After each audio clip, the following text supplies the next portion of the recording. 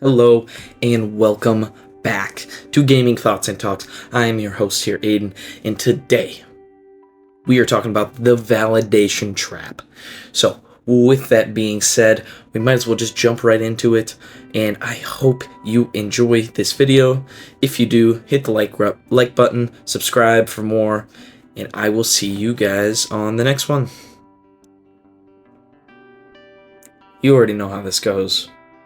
She texts you something small, maybe a meme, maybe a LOL, or even a photo of her saying hey, and something inside you, that thing you've been trying to keep quiet, just kind of wakes right back up. You tell yourself you're just being chill, you tell yourself you're not really reading into it, but your thumbs are already moving before your brain gets a vote. I've been there. Most of us actually have. And this video is about why that happens. Not just the surface level.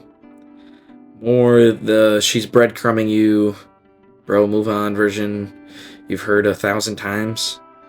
I mean, the real reason, the one that starts with her, moves through the algorithm, and ends with a question about you.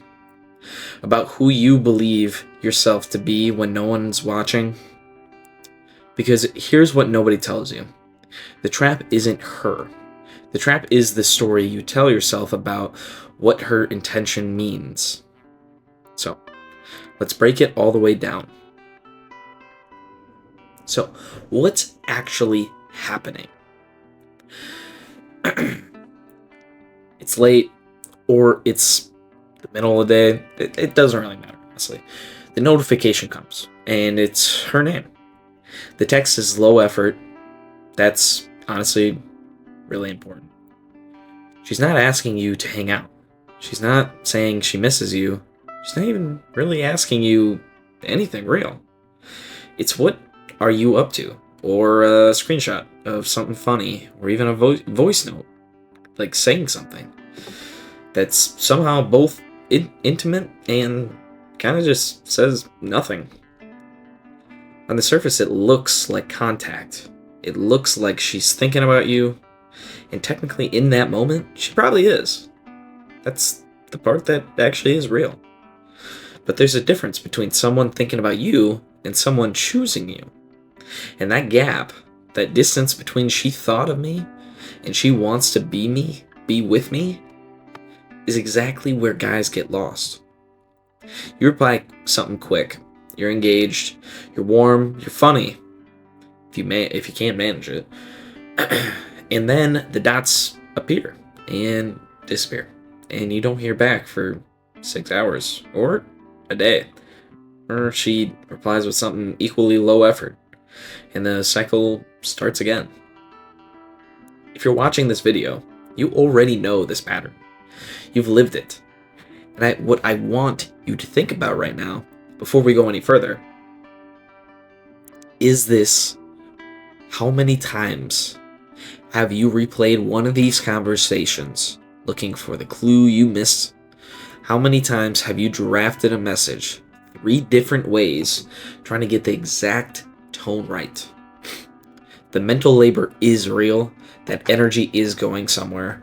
And right now, it's going into something that isn't giving you anything back. Now, what is she actually doing? I want to do something that most of these videos don't do. I just want to look at the other side of the screen with actual clarity. Not bitterness, not scorekeeping. I just want to be honest with you guys. She's probably not sitting there scheming. She's probably not twirling her hair going, how do I keep him on the hook? Most of the time it's not really that calculated. What's more likely happening is this. She genuinely thinks the feeling of you, your attention. Not you, not yet. Maybe not even ever, but the feeling, the warmth of knowing someone out there thinks about her. The little ego hit of your name in her notifications feels good.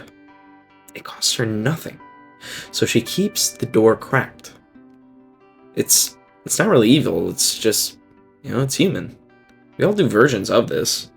The problem is what it costs you, and whether you're aware of it like what you're actually getting in return.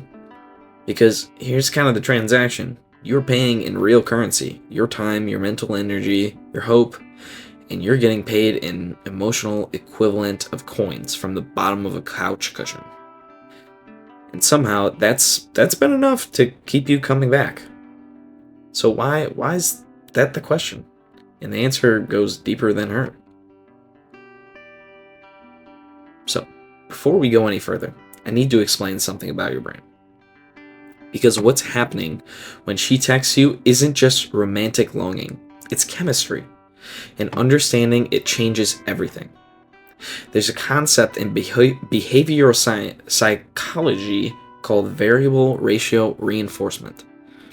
It's the same mechanism that makes slot machines so addictive. Not the wins, the unpredictability of when the wins come. When a reward is guaranteed and constant, same time, every time, your brain adapts to it, it expects it. Eventually, it stops reacting with excitement. But when a reward is unpredictable, sometimes it comes, sometimes it doesn't, sometimes it even comes 3 times in a row, and then goes silent for a week. Your brain goes into overdrive. It becomes obsessed with the pattern. It starts trying to crack the code. Her texts are a slot machine, and you are pulling the lever every time you reply, hoping that this message, this conversation, is the pull that finally pays out. This isn't a character flaw. It's literally how your brain is built. The dopamine doesn't come when you get the reward. It comes when you anticipate it. The craving is the drug.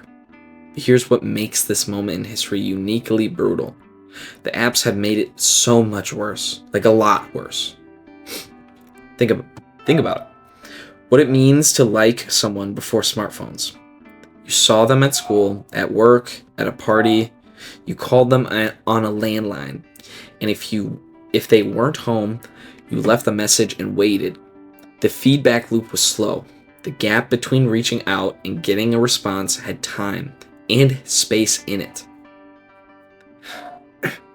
Now that gap is a millisecond. We've got red receipts telling you she saw it. We've got story views confirming she was on her phone. We've got activity indicators. She's been active 2 minutes ago on Instagram but hasn't responded to your message. You know this. She knows you can see this. And neither of you has said a word about it. Dating apps specifically are designed to keep you in a state of low-grade suspense. Matching is easy, conversation is cheap, meeting up requires actual effort and actual vulnerability. So people avoid it, and they stay in the comfortable lingo of digital warmth, low stakes, low cost, and low commitment. The result is a generation of people who are more connected and more isolated at the same time, who have more options and feel more paralyzed, who can talk to 30 people at once and still feel completely unseen.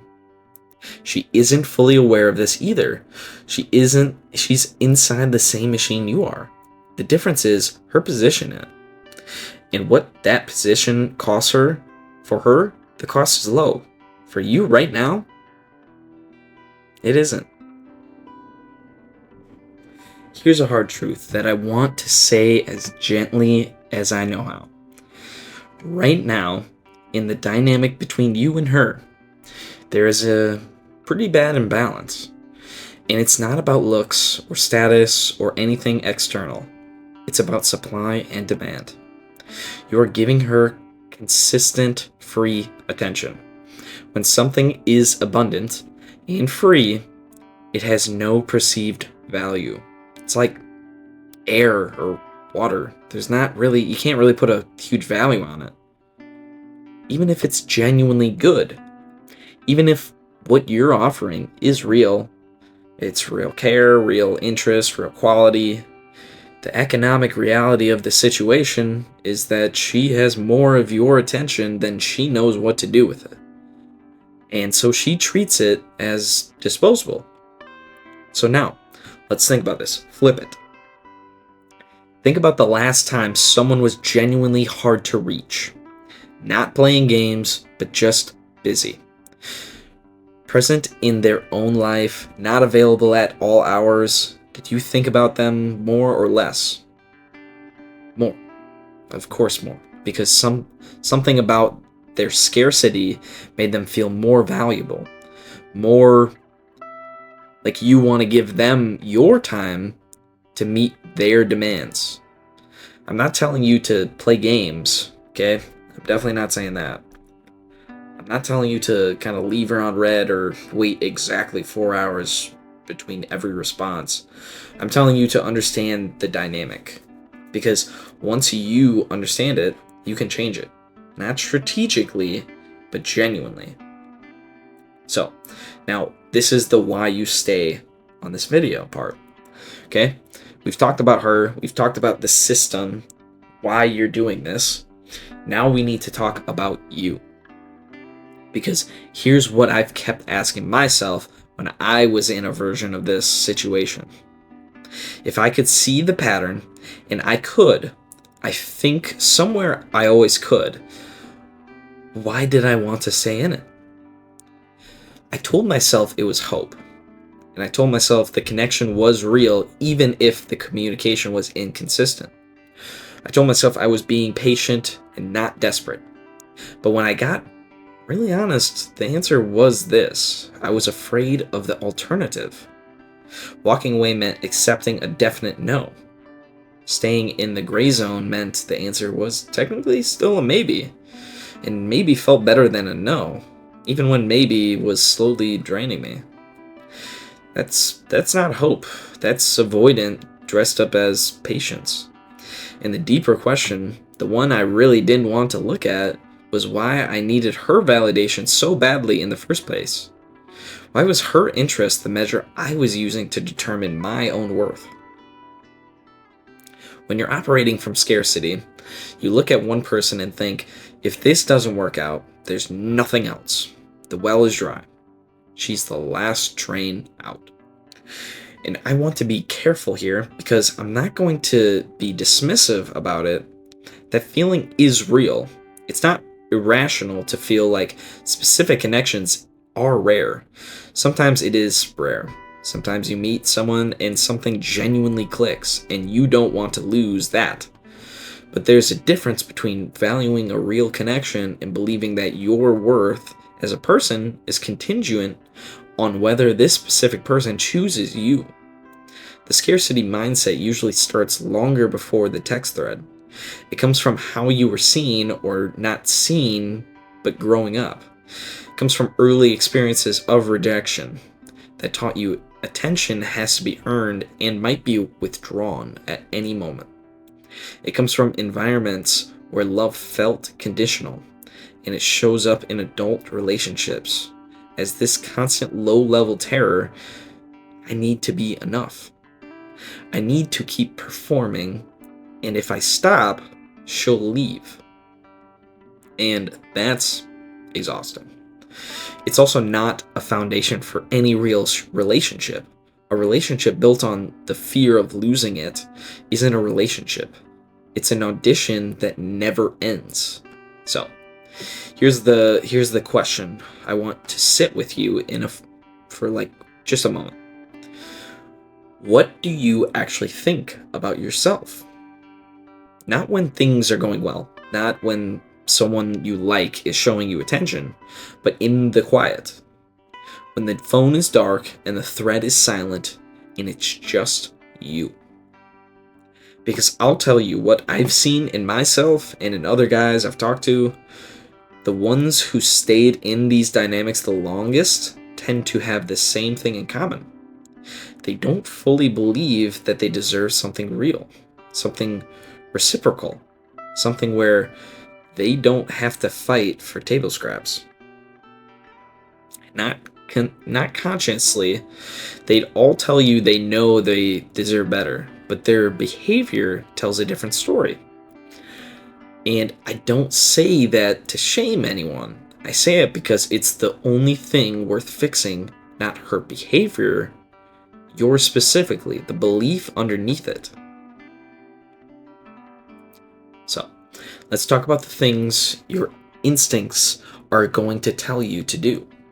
Because when you understand the supply and demand dynamics, the next logical step move feels like make yourself scarce, pull back, create mystery, wait 3 days to respond, and look.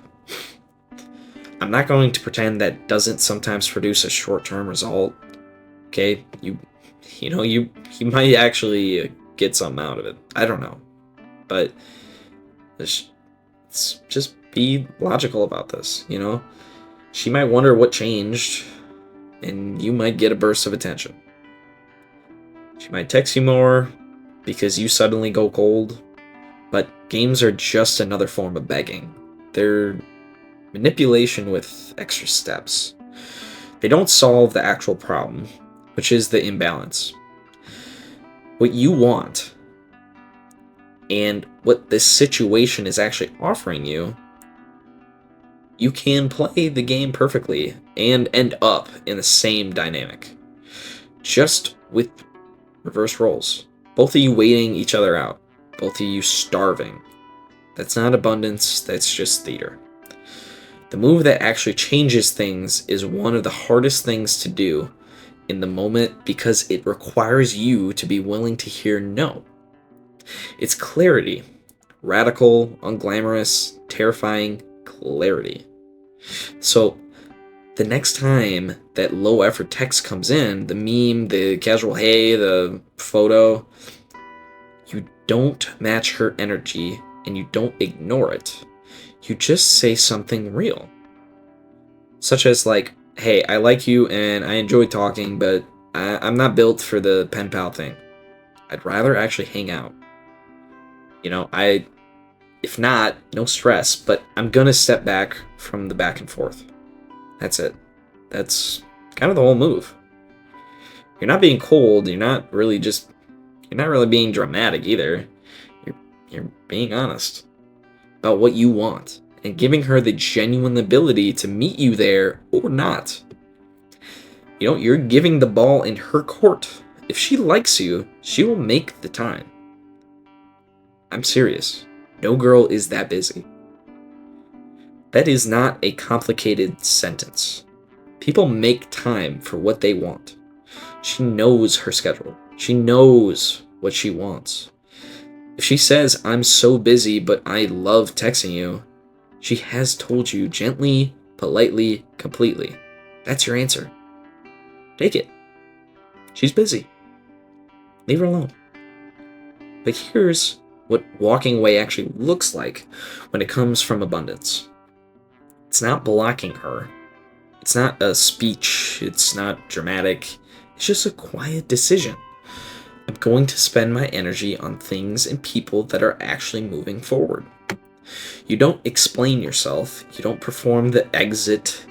You just stop pulling the lever.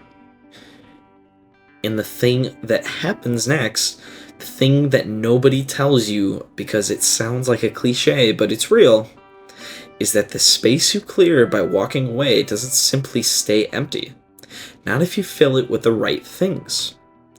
New conversations, new situations, the gym you stopped going to, the project you put on the back burner, the friend you've been meaning to reach back out to. These aren't consolation prizes. They're where your actual life is sitting, waiting for you to show back up. I want to spend some time on this because I think abundance mindset gets thrown around in a way that sounds either delusional or arrogant, like you're supposed to walk around thinking you're the prize and everyone's lucky to know you. And that's not what I mean. Arrogance is just a different flavor of insecurity. It's still your self-worth depending on external validation, just with polarity flipped. Real abundance is quieter than that. It's the genuine belief, not performance, not affirmation you repeat in the mirror, but the real working belief. The connection exists in the world.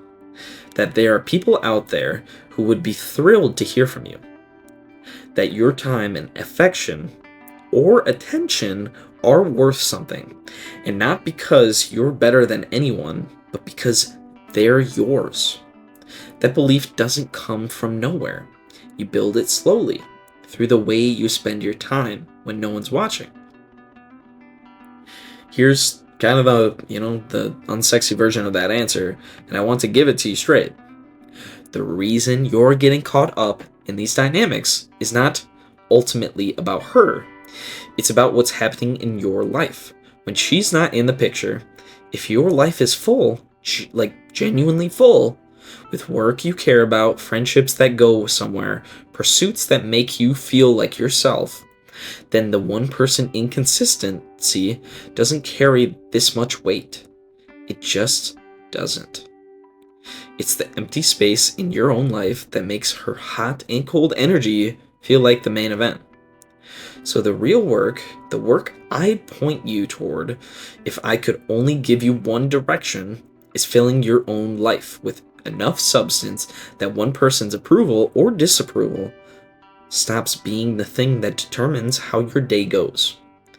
Fill your bucket up, and then more people are gonna, like you for that. And you also won't worry about anybody else's buckets being full. And it's not really that easy. I'm not going to pretend it is, but it's kind of real. It's a sustainable, and it's the only version of confidence that actually shows up in a relationship instead of performing for one. So, I want to end this section with something I think gets lost in all the strategy talk. You don't just want any relationship, you want a specific thing. Connection. That's mutual. Warmth that goes both ways. Someone who's as glad you texted as you are that they replied. That exists. That does exist. It's not some unicorn fantasy. It's what happens when two people who are both showing up to their own lives actually meet and find each other interesting. It's not dramatic. It doesn't feel like chasing. It feels like, oh, this is easy. Not boring easy, just not exhausting. The dynamic you've been stuck in isn't just a bad situation, it's a bad training ground. It's been teaching you that love isn't supposed to feel like anxiety. Is supposed to feel like anxiety. That wanting someone means working to keep them. That you have to earn your place in someone's day. And none of that is true, but you won't fully believe it until you've felt something that's actually different. And you can't feel that while you're sitting in the glow of a phone waiting for someone to choose you. So, I want to bring back to where we started. The notification came in, her name was on the screen, and something in you lit up. The response was that warmth. It's not the problem. Being affected by someone you care about isn't weakness, it's human. If you can get a text from someone and feel nothing at all, that's not strength, that's just a wall. The question is what you do with that feeling. Whether you use it as a compass pointing you towards action, real action, honest action, or whether you use it as an excuse to stay in the place, chasing a warmth that always just far enough away to keep you moving.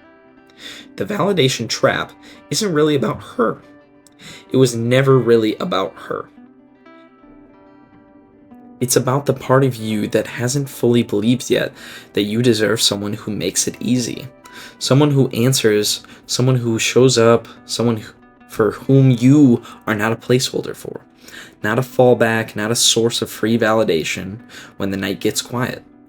That part of you, the one that keeps accepting breadcrumbs, it's not broken. It's just been running on the wrong story. And stories can change. So put the phone down, not forever, not dramatically, but just for tonight. And ask yourself what you'd be doing right now if you weren't waiting on the screen to light up.